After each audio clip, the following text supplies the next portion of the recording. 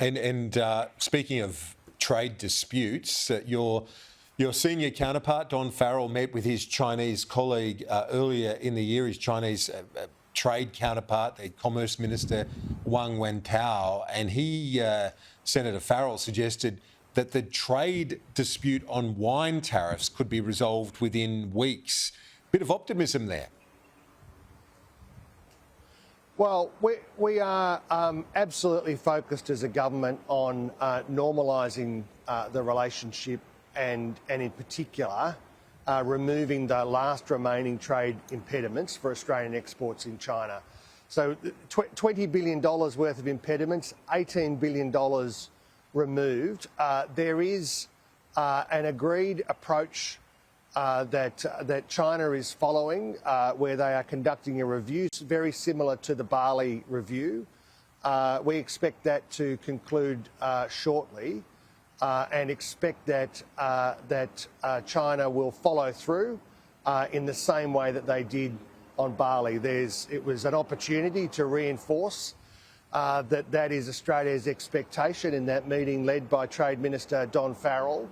And to, once again, squarely put Australia's interests on the table in discussions with our largest trading partner.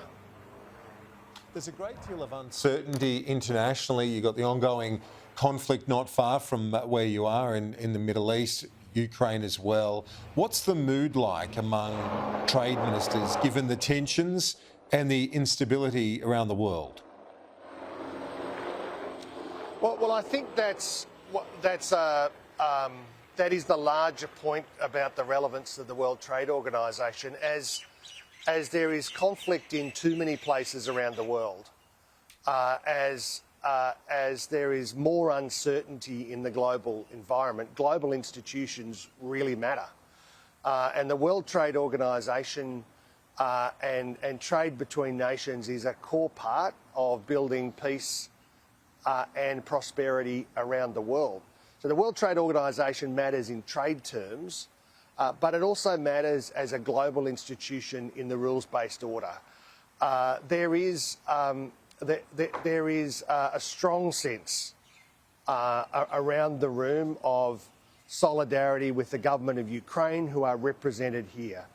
Australia facilitated Ukraine joining the Cairns Group, which is the core group of agriculture free trading nations. Of course, Ukraine is a massive agricultural producer in its part of the world, so they were very welcome because of their strong track record and commitment to removing trade barriers around the world. But of course, it was also an expression of inclusion and solidarity with the government of Ukraine.